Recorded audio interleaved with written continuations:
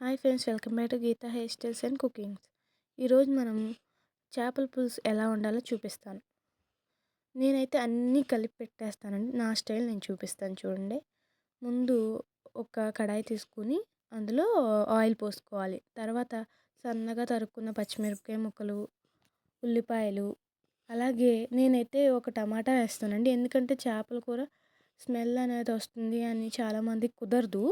అయితే నేను చూపించిన స్టైల్లో మీరు ట్రై చేయండి. అప్పుడు చాలా అంటే చాలా బాగా కుదురుతుంది. ఇక్కడ నేను చూపించినట్టు అన్నీ వేసేసుకుని ఎప్పుడు ముక్కల్ని చక్కగా పెట్టుకోవాలి. ఇది చూపిస్తున్నాను చూడండి. ఇలా పెట్టుకుంటే మీరు చేప మనం కదపకుండా ఉంటేనే బాగుంటుంది. లేకపోతే ముక్కలు ముక్కలుగా అయిపోతుందండి. చూసారా నేను ఎలా పెట్టుకుంటున్నానో అలా పెట్టుకోండి. మేమైతే ఫ్రెష్ చేపలేనండి ఇవి. ఇలా పెట్టేసుకున్నాక కొంచెం అల్లం వెల్లుల్లి పేస్ట్ తీసుకోవాలి.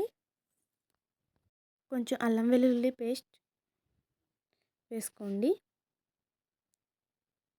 అలాగే చిటికెడు పసుపు, తగినంత కారం,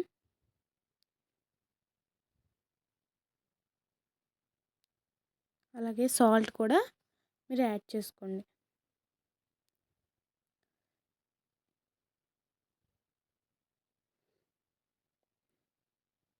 అలాగే ఇప్పుడు మనం చేపల పులుసు ఎప్పుడు స్పైసీగానే ఉండాలి.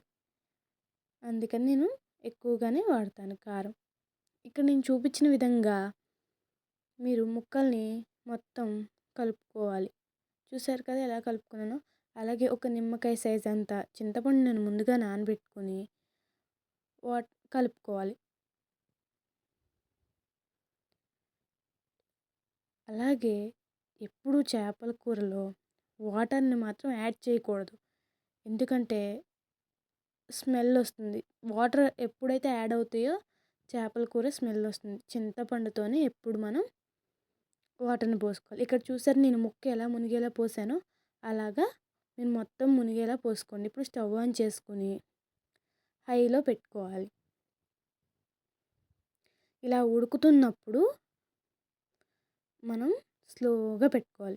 నేనైతే 1 అవర్ ఖచ్చితంగా ఉడుకుతుంది చేపల కూర స్లోగా. అప్పుడే టేస్ట్ అనేది బాగుంటుంది. చూసారు మూత పెట్టేసుకుని ఇప్పుడు చూసారు కదా ఎలా ఉడుకుతుందో. అప్పుడు నేనైతే ఏదైనా నాకు టైం ఉన్నప్పుడు నేను మసాలాలు వాడతానండి. లేకపోతే ఇలా ప్యాకెట్ వాడేస్తాను. మీరు ఇంట్లో ఉంటే వాడుకోండి, లేకపోతే లేదు వేసుకోండి బయట నుంచైనా. ఇప్పుడు గరం మసాలా కొంచెం అదే ధనియాల పొడి అండి, చికెన్ మసాలా 2 వేసుకుని ఇదిగోండి చూసారు కదా. ఇప్పుడు నేను చూపించిన విధంగా మీరు కలుపుకోవాలి.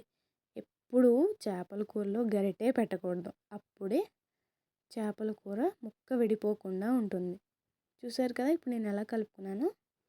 ఇలా ఉడుకుతున్నప్పుడు కొంచెం కొత్తిమీర వేసుకొని గార్నిష్ చేసుకోవాలి. నచ్చిందంటే